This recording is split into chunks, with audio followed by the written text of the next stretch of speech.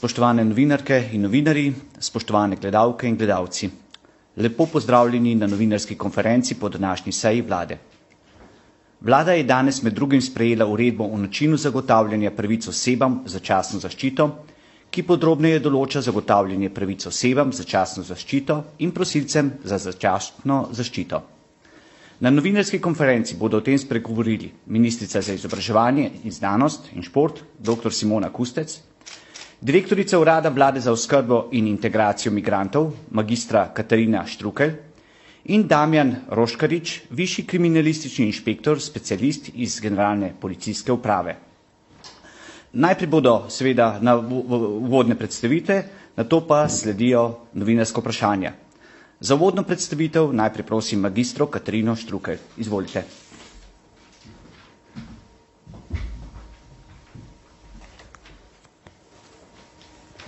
Spoštovani, vlada je na današnji seji sprejela uredbo o načinih zagotavljanja pravic osebam za začasno zaščito.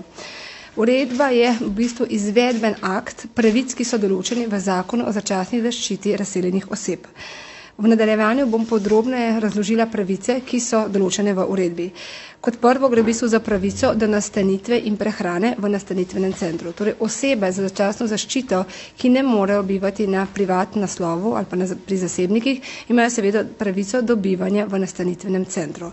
V tem nastanitvenem centru jim bo omogočena prehrana in pa jim bodo imeli pravico tudi do žepnine. Žepnina se bo izplačevala mesečno. Osebe, ki pa ne morejo, ki pa v bistvu imajo, bom rekla, možnost bivanja pri sorodnikih ali pa pri zasebnikih, te osebe pa bodo lahko in ne bodo imele sredstev za preživljanje, bodo lahko vložile vlogo pri našem uradu za denarno pomoč. V uredbi je natančneje določeno, kje morajo vlogo izpolniti. Mi bomo vloge v bistvu objavili na naših spletnih straneh in kaj morajo k tej vlogi priložiti. Oseba bo lahko dobila tudi, oseba, ki ne bo imela v bistvu prejemkov, bo lahko vložila tudi vlogo za pomoč za bivanje. Torej bo sklenila neko pogodbo, ali bo to najemna pogodba z zasebnikom ali pa bo neka, recimo, če bodo živeli pri prijateljih ali sorodnikih, bo pa lahko tudi samo nek dogovor, v katerem bodo opredeljeni stroški. Tudi k tej vlogi bo potrebno priložiti določena dokazila in vse to bo objavljeno na spletnih straneh urada. Vse osebe imajo prost dostop na trg dela, imajo pravico do vključitve vse izobraževalne procese, torej seveda otroci v vse oblike, tudi v vrtce. Potem imajo pravico do združevanja družine, do brezplačne pravne pomoči, obveščanja o pravicah in dolžnostih, torej naš urad bo v obliki informacijskih brošur objavljal informacije in tudi dnevne ažurne informacije o tem, kako v bistvu dostopati do določenih institucij in tudi do pravice do pomoči pri uveljavljanju teh pravic. To se pa nanaša na vključitev v ZIP, začetno integracijo priseljencev, posledično pomeni tudi seveda v tečaje slovenskega jezika. Torej vse te informacije, vse vloge bodo zelo natančno in podrobno v bistvu razložene na naših spletnih straneh. Hvala za to predstavitev. Sedaj pa k besedi vabim ministrico, dr. Simono Kustec.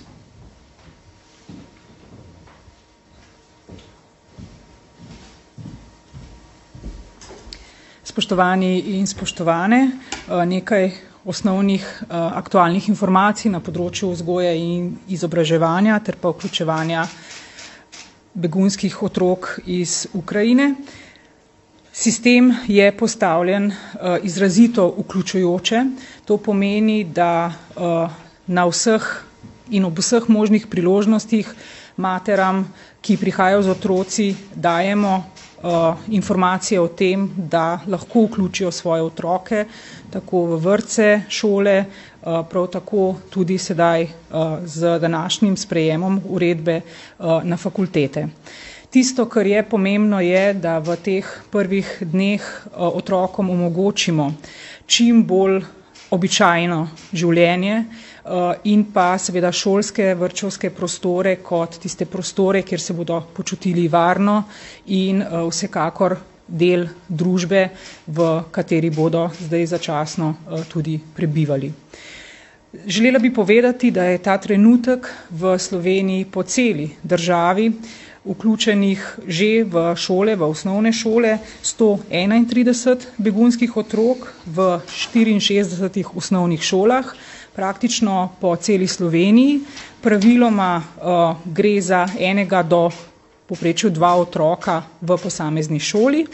Imamo eno osnovno šolo v Ormožu, kjer je teh vključenih otrok več, to je 13, in pa sedaj se vključuje tudi večja skupina otrok v osnovne šole v Logatcu.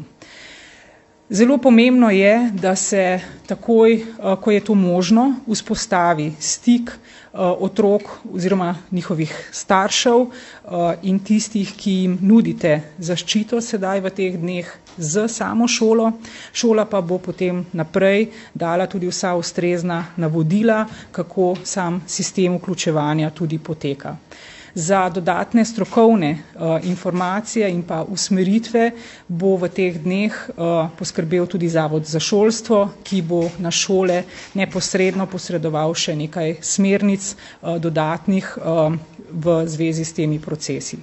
Tisto, kar je pomembno, je, da bo podana informacija, na kakšen način opraviti ta prvi pogovor z otroci, njihovimi starši, potem pa kako preko tudi individualnega načrta nekako vključevati otroke v same šole, kako intenzivirati tudi učne ure seznanjanja s slovenskim jezikom in seveda vključevanja v same razrede, v vrstniško družbo.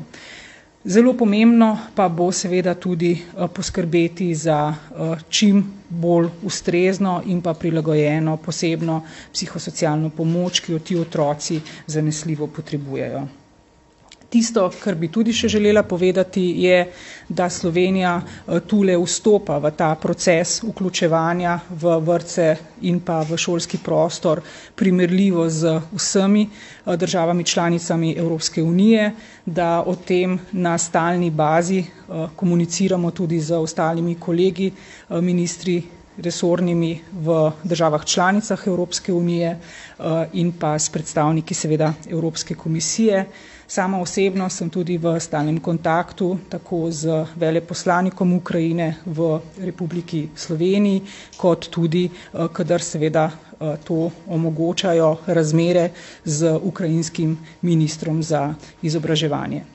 Tisto, kar želim povedati, je, da je danes sprejeta uredba nekako zagotavlja begunskim otrokom iz Ukrajine eno varno, učno in pa tudi širše družbeno okolje, da odpira vrata vsem, tako da pridejo v vrtce, kot tudi da se všolajo tako osnovne, srednje šole in pa tudi fakultete. Vsi so izjemno dobrodošli in verjamem, da je to tudi eno od temeljnih poslanstev tako takšne družbe, kakršna je slovenska, kot tudi seveda kvalitetnega izobraževalnega sistema, da naredi vse za to, da ljudem v takšnih stiskah pomaga in jim zagotavlja nadaljevanje čim bolj običajnega življenja, kolikor je to v teh danih razmerah tudi možno. Hvala lepa.